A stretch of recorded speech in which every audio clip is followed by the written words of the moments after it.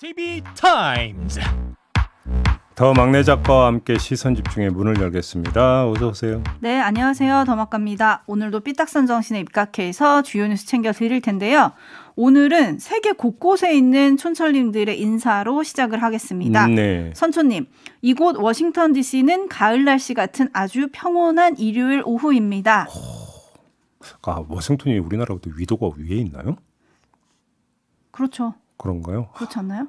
부럽네요. 가을 날씨 같다 보니. 아유, 왜 이렇게 쪄 진짜. 네. 네. 곧 옵니다. 가을. 네. 시간은 가니까요. 네. 그리고 혜리님은 호주 시드니에서도 출근길에 잘 듣고 있습니다. 균형 있는 삐딱선 정신 느낌표 2개. 네. 호주는 우리하고 계절이 반대죠. 음? 남반구니까. 네네. 네. 출근길에 잘 듣고 계시답니다. 그러니까 세계지리를 평소 열심히 했었어야지 학교 다닐 때. 네, 알겠습니다. 네. 오늘부터 세계지도 펼쳐놓고 어딜 갈지 고민을 좀 해보도록 할게요. 네. 지구본 하나 사시든가. 네. 휴가가 오고 있으니까요. 중국어 잘하는 농부의 하루님, 내리는 비가 무더위를 식혀주듯이 오늘의 시선 집중이 우리의 마음의 채증을 시원하게 씻어주기를 기대합니다. 네. 오늘도 기다리고 있습니다. 네, 그랬으면 좋겠는데 채증을 그러니까 더 얹히는 거 아닌가 싶어서 좀 걱정이 되긴 합니다. 네. 제 입에 삐딱선 정신을 입혀주시면 약간 채증이 내려갈 수도 있으니까요. 네. 자, A 스탠 것이죠. 네, 지난주 금요일 국민의힘 윤리위원회가 이준석 대표에게 당원권 정지 6개월이라는 중징계를 의결을 했죠. 네. 목요일 밤이었죠. 이후에 당 내부에서는 당대표 직무대행 체제로 가야 한다. 아니다. 대표직을 사퇴하고 조기 전대로 가야 한다. 다양한 의견들이 지금 분출이 되고 있습니다. 앞으로를 논하기 전에 주목할 보도가 지난주에 있었는데요. 네. 이준석 대표에게 성접대를 했다고 주장하는 인물이자 대선을 앞둔 지난 1월 김철근 당대표 정무실장에게 7억 원 투자 각서를 받은 장모 씨가 이 각서가 윤석열 안철수 후보 단일화에 영향을 줬다라고 주장을 한 겁니다. 네. 이에 대해서 안철수 의원은 허무맹랑한 음해라며 법적 대응을 시사를 했는데요. 이준석 대표는 주말 동안 자맹을 이어갔고 반이준석파 움직임은 포착이 됐습니다. 네. 차기 당권 주자인 김기현 의원은 책임 있는 자세를 보이는 것도 지도자로서 도리다. 사실상 사퇴 요구를 한 거고요. 장제원 의원은 2년 7개월 만에 대규모 지지 모임을 열었고 안철수 대표는 내일이죠. 첫 민간 당 정부 토론회를 앞두고 있습니다. 그에 앞서서 오늘 국민의힘 의총이 열리는데요. 경론이 예상된다. 이런 보도가 많던데 어떻게 정리가 될까요? 경론 이전에 안건이 뭐가 되는 겁니까? 이준석 대표 사퇴의 건이 되는 겁니까? 아니면 대표 체제 대행의 건이 되는 겁니까? 그러니까요. 일단 그 당원권 정지 6개월이니까 6개월 뒤에는 당 대표직에 복귀할 수 있다라고 하는 형식 논리가 성립이 되죠. 네. 그러니까 남은 임기가 1년이니까. 그러니까 당 대표직을 사퇴하고 전당대회를 다시 열어서 새 대표를 뽑는 건 이준석 대표 맘이죠. 그렇죠. 그럼 이거는 의원총회에 올라갈 수 있는 겁니까? 못 올라가는 겁니까? 안건 자체가? 형식적으로는 못 올라가죠. 다만 정치적으로는 당 대표임에도 불구하고 이런 중징계 결정이 내려졌으니까 책임을 져야 되는 거 아니냐는 촉구는 가능하겠으나 전당대회를 연애 만에라는 이야기는 올라갈 수가 없겠죠. 형식적으로. 네. 일단 먼저 정리해야 될 게 이거인 것 같고요. 그렇게 되면 남는 문제는 자 6개월 동안 대표 체제를 어떻게 할 것이냐라고 하는 것은 안건에 올라갈 수 있겠죠. 직무대행 체제로 가느냐 비대위 체제로 가느냐 이 문제가 남는 것이 되겠죠. 결국 이거에 대해서 아마 의원총회에서 오늘 집중적인 논의가 있지 않을까 일단 이렇게 봐야 될 것 같습니다. 네, 질문이 하나 들어왔는데요. 7783님, JB 준스톤이 정면 대결 선언할까요? 정면 대결을 뭐를 합니까? 이준석 대표 입장에서는? 버틴다는 걸 말씀하시는 그러니까 정면 대결이라고 하는 거 그거밖에 없어요. 그러니까 방법이 나 사퇴 안 해. 그건 이미 이거잖아요. 밝혔죠. 근데 이미 밝혔잖아요. 네. 그렇게 가는 거죠. 네. 다만 정치라는 게 하루가 다르기 때문에 나 사퇴 안 해라고 선언을 했는데 사퇴할게라고 내몰리는 상황이 연출이 되느냐 안 되느냐 이것만 남아있는 것이겠죠. 그러니까요. 일단 가닥은 일단은 사퇴 안 하고 6개월 뒤에 나 복귀할래로 지금 잡혔다 이렇게 봐야 되는 거죠. 오호. 네, 하여튼 경론이 예상되는 다양한 의견들이 분출을 하겠죠, 그렇죠? 그리고 그 뒤에는 약간 차기 당권을 노리는 분들은 또 그에 따른 전략에 따라서 또 말을 하게 될 거고요. 네. 누가 어떤 말을 했는지 근데 오늘 보도가 쏟아질 것 같습니다. 그건 또 이런 문제도 있을 거예요. 그래서 그 뭐 이준석 대표 그러니까 1년 뒤에 전당대회로서 대표를 뽑느냐 아니면 지금 이준석 체제를 완전히 확실하게 무너뜨린 다음에 대표를 뽑느냐 이게 뭐하고 연동이 되어 있냐면 차기 총선과 연동이 네. 되어 있기 때문에 열심히 또 이제 그 주판을 튕긴다 이렇게 봐야 되겠죠. 아, 그 안에 그것도 있더라고요. 경찰 조사. 네네. 그죠? 그게 어떤 결론이 나오냐에 따라서 문제는 또, 바로 그거죠. 네. 그 6개월 안에 지금 그 진행되고 있는 경찰 수사 결과가 어떻게 나오느냐. 그니 뭐 그 전에 한번 말씀을 드린 바가 있었습니다. 네. 그러니까 좀 이것도 상당한 변수라고 봐야 되겠죠. 당내 분위기도 궁금한데요. 잠시 후 하태경 의원에게 좀 들어보도록 하겠습니다. 뉴스와 분석이 함께하는 제이비타임즈 오늘 주목할 뉴스들 챙겨드리겠습니다. 첫 번째 뉴스는 어떤 건가요? 송옥렬 공정거래위원장 후보자가 어제 사퇴했습니다. 인사청문회 준비단을 통해서 입장을 밝혔는데요. 큰 공직을 맡아 국민의 기대에 부응할 수 있을 것인지에 대해서 확신이 서지 않는다. 교직에만 매진하겠다. 이렇게 밝혔습니다. 이에 대해서 대통령실 관계자는 송 교수가 교육과 연구에만 전념해온 분이라 지금 상황에 대해 큰 부담을 느낄 수 있다. 대통령실은 본인의 뜻을 존중하는 것으로 이해하면 되겠다. 이렇게 밝혔습니다. 네. 이로써 이제 낙마 사호가 나온 거 아니겠습니까? 네. 좀 복귀할 점이 있을 것 같습니다. 복귀할 점이요? 어떤 건가요? 자, 우선 송옥렬 후보자의 태도를 한번 복기를 해봅시다. 지명 사실이 발표되자마자 뭐가 나왔습니까? 제자 성희롱 사실이 보도가 됐습니다. 그러자 즉각 관련 사실을 또 인정을 했어요. 그리고 다음 날 기자간담회에서는 이런 말을 했습니다. 이 문제는 이 위원장을 제의받았을 때 가장 마음에 걸리는 부분이었고요. 이 문제 때문에 어려울 것 같다는 말씀도 많이 드렸습니다. 사실은 그것 때문에 제가 뭐 자격이 없다거나 문제가 생긴다고 그래도 저는 뭐 사실은 담담하게 받아들이자고 속으로는 생각하고 있습니다. 뭐 이것이 만약에 커져서 도저히 이것 때문에 이거는 아니다. 이 일은 아니다 그러면 저는 흔히 말하는 뭐 낙마 네, 그런 부분들까지도 저는 생각을 하고 있고요. 자, 이 발언에서 밑줄 쳐야 되는 한 문장이 나오고 있습니다. 이 문제 때문에 어려울 것 같다고 말씀도 많이 드렸습니다. 네. 누구에게 말씀을 드렸다는 걸까요? 대통령실? 대통령이나 인사 검증하는 파티에 이런 이야기를 했다는 것 아니겠습니까? 네. 그런데도 공정거래위원장으로 지명을 하지 않았습니까? 자, 요 점이 좀 주목거리인데요. 본인은 그게 걸려서 어려울 것 같다고 말씀도 많이 드렸음에도 불구하고 지명 사실을 발표를 했다는 건 무슨 이야기입니까? 그 큰 문제 안 돼. 걱정하지 마. 라고 대통령실에서는 판단했다고 지금 읽어야 되는 거 아니겠습니까? 그렇겠죠? 네. 이렇게 놓고 본다면 낙마 사호가 발생했던 주된 원인이 어디에 있는 겁니까?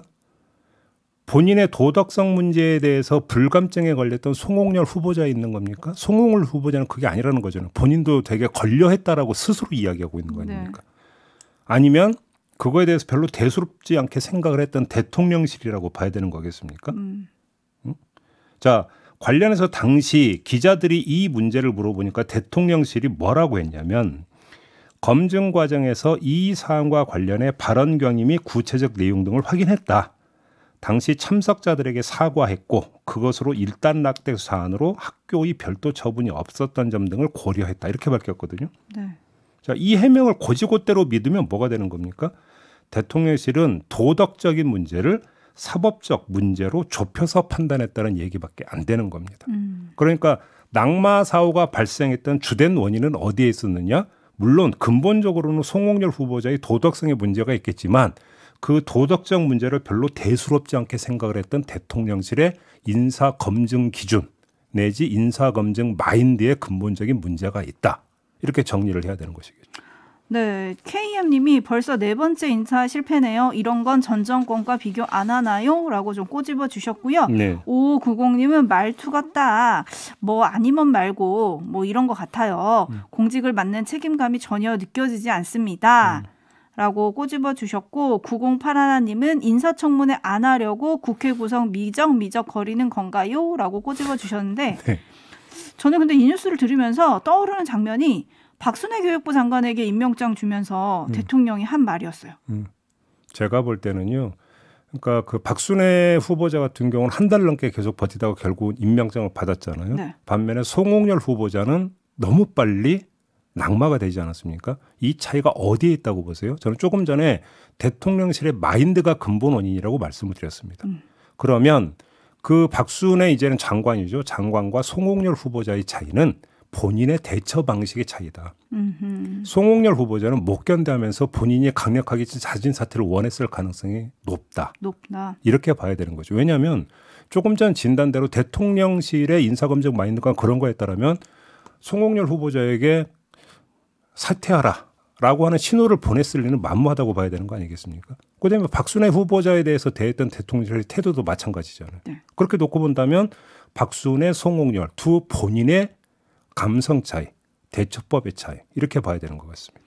3133님이 자기 잘못을 알고 그만두는 거 보세요. 전 정권 장관들보다 훨씬 낫지 않냐는 이야기 나오겠습니다. 라고도 해주셨는데요. 정부 출범 후 지금 4번째 낙마인데 네. 그래서 오늘 아침 조간들을 보면은 인사검증 시스템, 발탁 기준 그리고 대통령 마인드 뭐 여러 가지를 꼬집는 기사들이 있었는데 네. 이 송 후보자 인사검증을 어디서 했는지가 명확하지 않더라고요. 예를 들어서 지난달 출범한 법무부 인사정보관리단에서 했느냐 아니면 당선인 시절에 조각 인사를 검증했던 팀이 한 거냐 뭐 이것도 좀 궁금하기도 하고 혹시 청문회 과정에서 또 다른 의혹이 나온 건 아니었냐 뭐 이런 걸 추측하는 언론 보도도 있었습니다. 그래서 뭔가 또 다른 의혹 공개되지 않은 또 다른 의혹이 있는지는 현재로서는 검증 불가능한 부분이고요. 그렇죠. 아무튼 이 문제 때문에 어려울 것 같다고 말씀도 많이 드렸다라고 한다면 인사검증 주체가 어딘지 간에 이것들은 걸러졌고 보고가 됐다고 보는 게 상식적이겠죠. 네. 그런데 보고를 받은 주체가 큰 문제 없다고 판단했다는 마인드가 근본적인 문제라는 걸 다시 말씀을 드릴 수밖에 없는 거죠. 검증을 어디서 하고 어떤 기준으로 하느냐도 중요하지만 최종적으로 낙점을 하는 것은 인사권자 아니겠습니까? 그렇죠. 이 문제가 사실은 근본적인 문제라고 봐야 되는 건데 자꾸 이 문제를 어떤 식으로 바라보냐면 사법적 문제로 좁혀서 판단 기준을 지금 잡고 있다라는 것이잖아요. 그 전에도 뭐가 있었습니까? 부정의 팩트라고 하는 단어가 등장을 했죠. 부정의 팩트가 있느냐라고 반문한 적이 있지 않습니까? 그렇죠. 그런데 문제는 인사 문제는 지금 수사가 아니잖아요. 인사라고 하는 것은 그 카드를 내밀고 국민적 동의를 구하는 과정이잖아요. 근데 그것을 자꾸 사법적 판단 기준으로 접근해 버리면은 계속 국민 정서와 어긋나 버리는 이런 결과를 빚게 되고 그것이 결국은 지지율 하락이나 이런 걸로 연결될 수밖에 없다라는 거예요. 네, 이런 가운데 윤석열 대통령은 오늘 김주영 금융위원장 후보에 대한 임명을 제거한다. 이런 뉴스도 들어와 있습니다. 네. 제이비타임스 다음 주목할 뉴스는 어떤 건가요? 김건희 여사 논문 표절 의혹 다시 한번 거론을 해야 될 것 같은데요. 이 문제가 불거졌는데도 국민대가 본조사 실시에 대한 입장을 명확히 밝히지 않자 졸업생 113명이 지난해 11월에 국민대 학위 취득자들에 대한 사회적 평가에 부정적 인식이 생겼다면서 1인당 30만 원씩 정신적 손해배상을 하라고 청구하는 소송을 냈었습니다. 네. 그 뒤 재판 과정에서 국민대 연구윤리위원회 예비조사위원회가 김건희 논문에 대해 충분히 심의하지 않은 점을 입증하기 위해 위원회 회의록에 대한 문서 제출 명령을 신청을 했거든요. 이 회의록엔 지난해 9월 검증 시효가 지나 본조사를 하지 않는다는 결론을 내린 의사결정 과정이 담겨 있는 것으로 알려져 있습니다. 자, 이런 신청이 있었는데 서울 남부지방법원 민사 11단독 이준구 판사가 이 신청을 받아들였어요. 그럼 뭐가 좀 나오는 겁니까? 확인할 건 다 확인해 봐야 되는 거 아니겠습니까? 제가 볼 때 근데 이거는 부분이겠죠. 부분. 문제가 예비 조사에서만 있었겠습니까? 자, 국민대는 모든 검증을 지난 3월 31일에 끝냈다는 거 아니겠습니까? 그런데도 아직까지 판정 절차를 진행하지 않고 있는 거잖아요. 그러니까 마음 같아선 아니 당연하게 이 과정까지 다 들여다봐야 되는 거 아니겠습니까? 네. 상식적으로나 제도적으로나 있을 수 없는 일이 지금 벌어지고 있기 때문인데 국민대 연구윤리위원회 규정을 보면 예비조사 착수 이후 판정까지의 모든 조사는 6개월 이내에 종료해야 한다. 이렇게 명시되어 있어요. 예비조사에 착수한 게 지난해 7월이었습니다. 1년이네요? 6개월이 아니라 거의 지금 1년 다 돼간 게 아니라 1년 됐죠. 네, 1년이에요. 지금 2배 걸린 거 아니겠습니까? 그런데도 결론을 내리지 않고 있잖아요. 뭐 더 길게 이야기할 거 없는 거고요. 국민대가 이렇게 질질 끌면 학문의 전당을 욕보이는 거고 학교의 위신을 추락시키는 것이고 이것뿐만 아니라 김건희 여사 본인에게도 제가 볼 때는 안 좋은 결과를 미칩니다. 왜 그러느냐? 이건 어차피 넘어야 될 산이잖아요. 그럼 빨리 넘는 게 차라리 나은 거 아니겠습니까? 그런데 이렇게 질질 끌면 어떻게 되는 겁니까? 잊을만 하면 튀어나오고 잊을만 하면 튀어나오고 그렇게 계속 기억을 환기시키고 논란을 증폭시키면 여기에 김건희 여사는 계속 끊임없이 소환되게 될 거 아니겠습니까? 네. 김건희 여사에게 결과적으로 뭐가 좋겠습니까? 김건희 여사를 그 고려해서 계속 질질 끄는지 모르겠지만 그게 결과적으로 좋을 리 하나도 없다. 이 말씀을 좀 드리고 싶은 건데 네. 귀담아 들을지는 솔직히 잘 모르겠습니다. 그럼에도 빨리 결론이 나올 것 같지 않다라는 느낌적인 느낌은 저만 드는 건 아니죠. 네, 숙명여대 역시 대선 전에 불거진 김건희 여사의 논문 부정 의혹 판정에 대한 결론을 발표하지 않고 있습니다. 여기는 숙명여대 총장 같은 경우에 4월 14일에 예비조사는 마쳤다. 준비가 되는 대로 본조사 실시할지도 판단하겠다라고 했는데 지금까지 본조사를 할지 말지 판단을 안 하고 계신 거고요. 국민들도 마찬가지긴 한데요. 김종인 님이 이렇게 정리를 해주셨네요. 뭉개고 미루고 못 본 척하다가 그냥 없던 일이 되겠죠. 제가 볼 때는 비교 사례가 하나가 최근에 나왔습니다. 뭐죠? 얼마 전에 서울대 연구팀의 논문 표절 의혹이 제기가 되지 않았습니까? 아, 네네. 기억하시죠? 네. 이때 이제 서울대가 바로 조사에 들어간다고 하면서 3개월 안에 조사가 끝날 수 있다라는 이야기가 나온 바가 있었습니다. 비교가 되는 거 아니겠습니까? 그렇게 돼버리면 서울대가 언제 조사 결과를 내놓을지 봐야 되겠습니다만 그 조사 과정과 조사의 신속성과 국민대 조사의 이건 신속성의 지연성이겠죠. 아주 강렬하게 대비되지 않겠습니까? 한번 봅시다. 네, 네, 지켜보겠습니다. 네. 뉴스와 분석이 함께하는 제이비타임즈 다음 주목할 뉴스는 어떤 건가요? 아베 신조 전 일본 총리가 피격 사망을 했고요. 윤석열 대통령이 주한일본 대사관 측이 마련할 분향소를 직접 찾아서 조문할 예정이라고 합니다.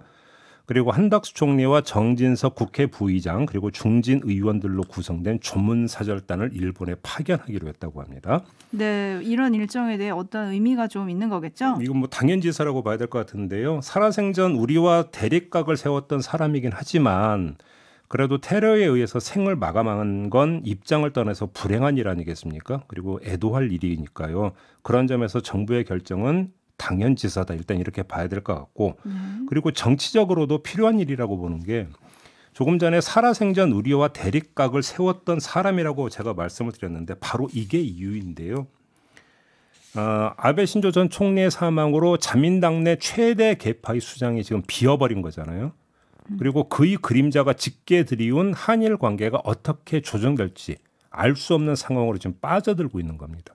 따라서 조문 외교를 통해서 한일 관계 개선에 밑자락을 깔려고 하는 것은 어찌 본다면 외교의 ABC에 해당할 수도 있다. 네.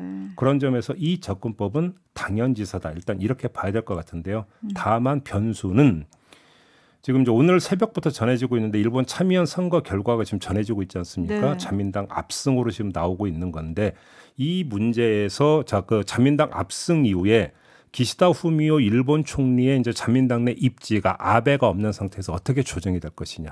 이게 하나가 지금 체크돼야 될 포인트인 것 같고요. 또 한 가지는 일본 내에서 아베 신조 전 총리에 대한 조문 분위기가 언제까지 이어져 가느냐. 그 조문 분위기에서는 기시다 후미오 일본 총리가 뭔가 독자적인 노선을 그으려고 해도 그건 불가능한 일이라고 봐야 되는 거 아니겠습니까? 네.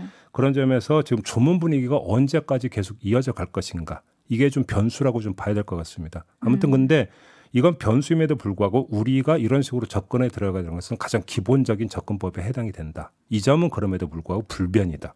이렇게 봐야 되겠죠. 네, 0695님이 안타깝습니다. 고인의 명복을 빕니다라고 보내주시긴 하셨는데요. 네. 아베 전 총리가 이제 필생의 과업으로 여겼던 헌법 개정이 또 속도를 낼 수도 있다. 이런 전망이 또 오늘 아침에 많이 나오지 않았습니까? 네. 그렇게 되면 또 우리나라와의 관계가 또 좀 복잡해질 것 같은데요. 네. 이 내용은 저희가 잠시 후 3부에서 일본 통인 강창일 전 주일 대사와 또 깊이 있게 짚어볼 예정이니까요. 네. 계속 시선 집중해 주시면 좋을 것 같습니다. 네. 자, 조금 전에 이제 그 일본 그 개헌 이야기를 했는데 이건 되게 복잡 미묘한 사안 아니겠습니까? 그리고 이제 개헌이라고 하는 게 또 일본에서는 국민투표에 붙여져야 되는 부분이기 때문에 기시다 후미오 일본 총리는 빨리 개헌안을 내겠다는 입장을 이미 내놨다라는 보도가 있었습니다. 네. 그거를 통해서 아마 이제 그 일본 자민당 내의 어떤 자신의 리더십을 확고하게 이제 구축하려고 하나 아마 이런 어떤 포석이라고 봐야 되겠는데 국민 투표까지 가는 과정이 그럼에도 불구하고 그렇게 간단하지는 않을 것이다. 그리고 여기에는 또 어떤 문제가 있을 수 있냐면 미국과의 조율 문제도 있을 수가 있을 것이다. 이렇게 봐야 되기 때문에 고려돼야 될 사항이 상당히 많이 있을 거라고 생각을 합니다. 그렇기 때문에 이 문제는 지금 더마카가 소개해 주신 대로 잠시 후 3부에서 강창일 전 주일대에서 한번 좀 면밀하게 좀 짚어보도록 하겠고요. 자, 오늘 JB타임스는 이렇게 마무리를 하도록 하겠습니다. 더마카 수고하셨습니다. 고맙습니다.